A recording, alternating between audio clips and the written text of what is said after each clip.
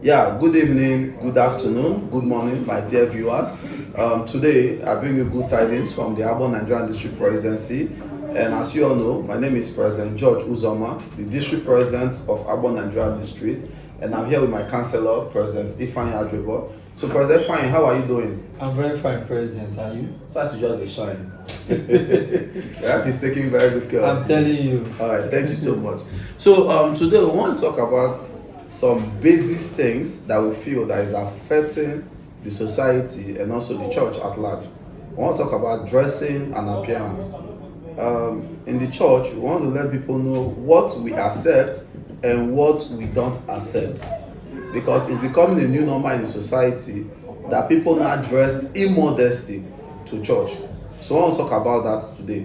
So we beg your indulgence to listen to us as we talk about dressing and appearance. Okay, one thing we need to understand, the Lord have made us understand that we should keep our body clean. Our body is the temple of God. But today we see the youth in the society and even adults dressing immodest. You will see someone who will go and a boy will go and open his ear and put on earring, and open pierce the nose and put earring. Something that we know that is girls naturally that are supposed to do that before. But today now, boys are even doing that. Not only that, plaiting their hair. And the worst of it is even drawing tattoo. And when you see so many of these people, sometimes they regret doing that. I know of a friend that came back from India. He was my classmate in primary school. And this boy went and pierced all his body from the face to the waist, all over his body tattoo. And whenever he's traveling, even if the police did not stop other person, they will stop him. Yeah. And sometimes he will not carry his car, enter public transport. They will not stop others, they will stop only him. He was complaining to me that he's regretting drawing those things. But now, to me, I see that it's too late. That is medicine after death. Please, I want our young single adults, our youth, our parents to caution these people to abstain from this thing. Let's avoid tattoo. Let's avoid piercing. You will see some girls, they will put on earring like 5. And sometimes it do affect their ear.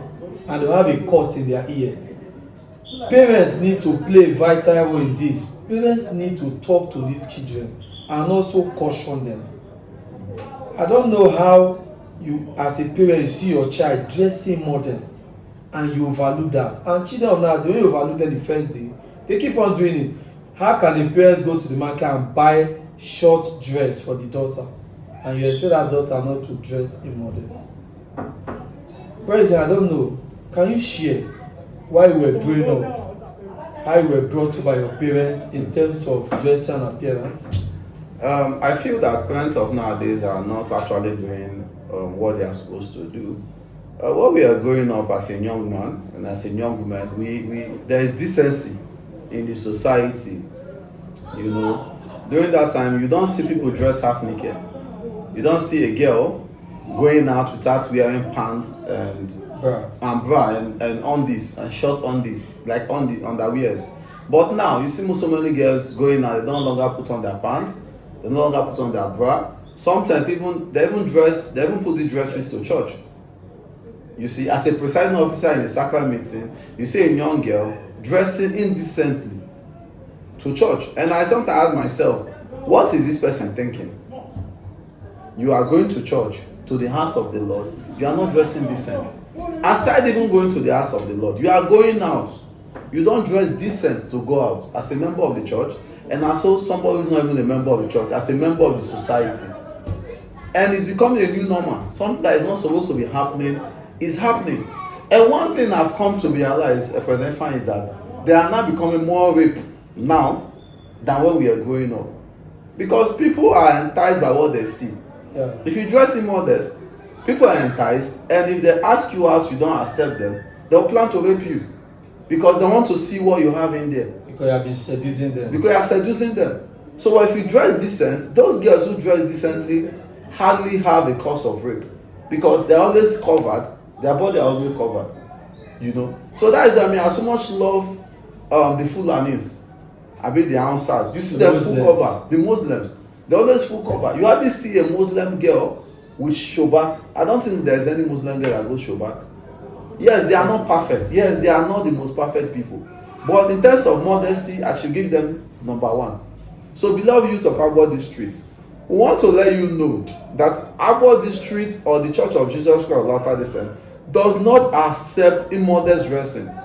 Because many of you come to institute class, you come to church every Saturday, even on Sunday, you are not dressing decent, and we are tired of seeing these things in the district.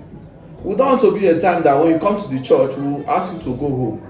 Yes, this is the Church of Jesus Christ and the Church of God Himself. But we want decorum to happen in the church.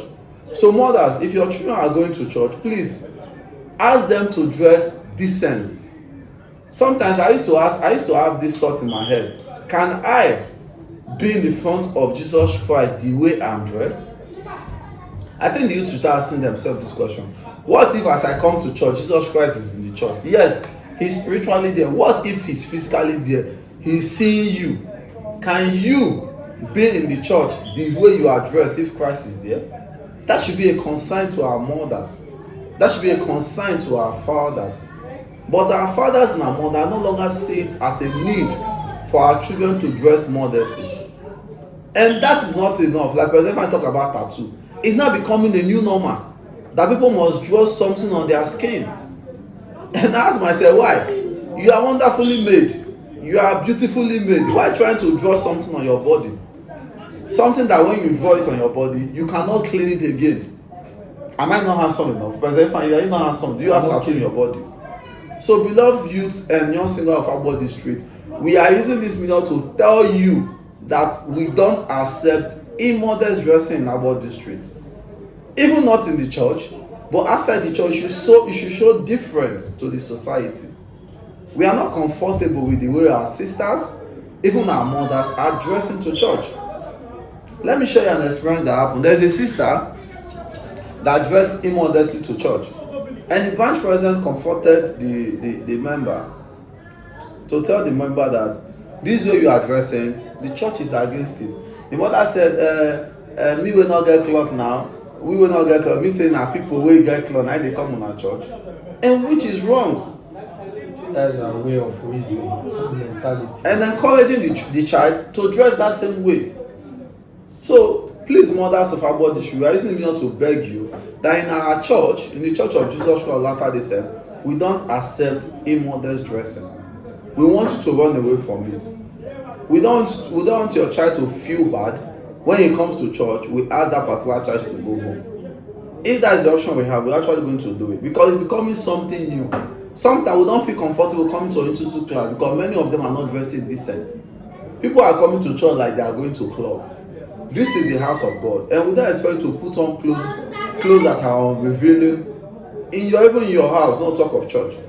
So I'm begging you people to please stop dressing immodestly, to start dressing modest today. But what do you feel is the disadvantage of our youth who are always having hair as a man, a young man making hair? What do you think? What do you think about that person? Like, let's assume now you are in a government sector, a young man walk up to your office and he's carrying hair. How do you see that young man? I see that young man as irresponsible. Wow. Because there's a word that says the way you are dressed, that's how people address you. Yes.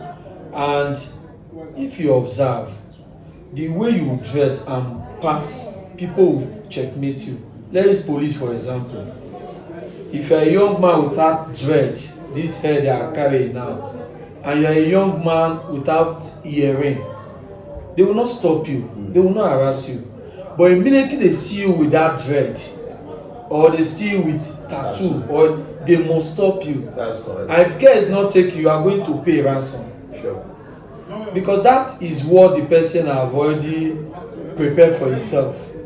Because there's a word that says the way you lay your bed, that is the way you lie on it.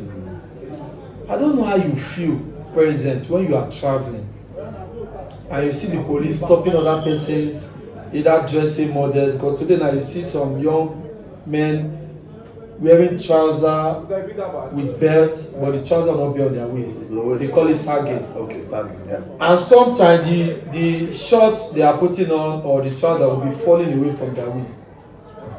I don't know if you have gotten such experience where you are traveling, you see the police or any checkpoint stopping those persons dressing models or tattoo and they didn't stop you. I don't know if you have gotten it's a normal thing. I travel a lot and I see this thing happen. You know what amused me more is that you see this. Let me talk about this dress of a thing. When I was growing up as a child, there are people who call Rishi Dada. Yes. You know, the Rishi Dada are those who are naturally born with that the dread. Because Dada is like a dread, right? Then as they grow older, they now say it's something spiritual. They will now put something on there and they will now remove it. Now I come to ask myself, people who have Rishi Dada in the olden days, that they barb them. You understand? They are barbing their hair. Parents want to barb the Rishi Dada from them. But do you know that they are not selling the Rishi Dada? Yes, that's it. People go to barbing salon. They'll go and buy dread. Someone dread that huge amount too. Yes, someone did his dread maybe for like 1 year. He have maintained. He will now cut the dread. You go there and buy the dread, and they will fix it for you. Like, I ask my, what is happening? You don't even know what the person used in his head or on his head. You go and buy it and fix it on your own head again. And we call this thing fashion. And they will be using money to maintain the same dada. A very huge amount of money. The same dada that we are running from when we are growing up. The same dada that our youth of nowadays are now buying to fix on their head. So beloved youth of about this street, we are not accepting dada. Yes, I know it's a new normal. It's a fashion to you people. But what stop you from dressing decently? Can you carry that shit dada to go and apply for government job? Can you carry that shit dada to go and apply for a job that will help and suit your lifestyle? No. If this shit dada is so fine, why is it that you cannot take that shit dada to government offices? So please, we are begging you, not putting on those hair does not make you more smart. Putting on those hair does not make you more beautiful or handsome. Putting on those hair does not make you more rich. It doesn't makes you become better. Rather, it decreases your smartness. It decreases who you are in the society. Every time I travel, I go to Asaba, I go to Port Harcourt, the issue that I'm talking about today is the dread that people are putting on. Like in the olden days, like I said, we call it in our society, in our kingdom, Ishi Dada, a child that is born with dread. Though it doesn't simply mean the same, but it's almost like the same. Then parents are now asked to cut off that hair from that child. But nowadays, our youth are the one buying the hair by themselves. And it is wrong. It is wrong. Why not look decent? Why not look like a smart kid? Why not look better? The issue that or the dread is not even my major problem. Why tattooing your body? I see people tattooing their body in a way that thing can never clean. And I heard that now, that if you have tattoo in your body, you cannot give blood. Yeah, you cannot donate. You cannot donate blood. And people don't even think about the future.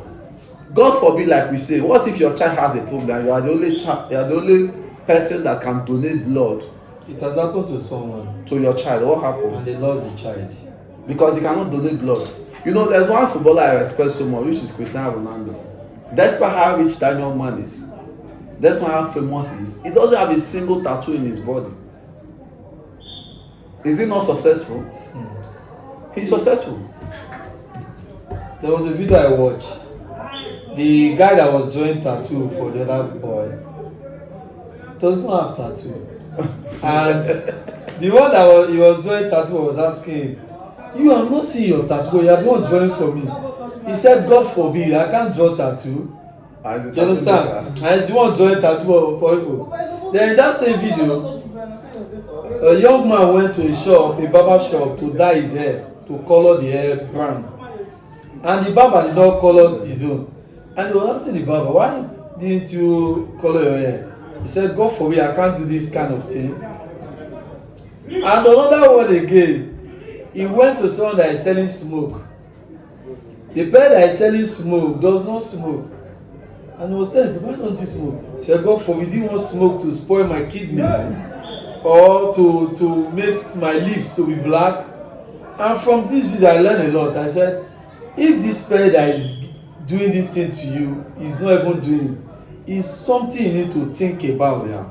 Because normally there's a word that say you don't give what you don't have. I don't see any reason why someone that is reasonable, mature, to just wake up and go and draw tattoo for no reason. And some of them even make them to look very ugly. I will advise our young ones to abstain from this thing, to run away from this thing. We should not allow peer group to deceive us to go and be doing these things. That is not sign of big boy. Some feel if you don't have tattoo or you don't put on your ring, they will know that you are a big boy. But there are some persons that have millions and billions in their account. They don't have those things. E.g., let's use Aliko Dangote for example. The man is very wealthy. Does he have a tattoo? Does he open his ear? Let's talk about Mike Adenuga in Nigeria also. Motodola, so many of these big men in Nigeria, they don't have these things. Why is it that we, today now you see some mechanic, they put on earring. You see a vulcanizer putting on earring, drawing tattoo. While we were growing up back then, when you see a young man with earring, you know that the person is from abroad. When you see someone plait the hair, you know that this person just came back. But today now, you see a shoemaker plaiting hair. And then we see people who make hair. We see them as stout. I'm telling That's you. how we see them. But now it's now becoming a new normal. So please, beloved brothers and sisters, especially members of our body street, we want to beg you people that we are telling you to please stop drawing tattoo. Stop having immodest dressing. Live a simple life. Avoid drugs. Come to church as regular. Keep the commandment of Heavenly Father and see if God will not bless you. It's our prayer for you all in the name of Jesus Christ. Amen.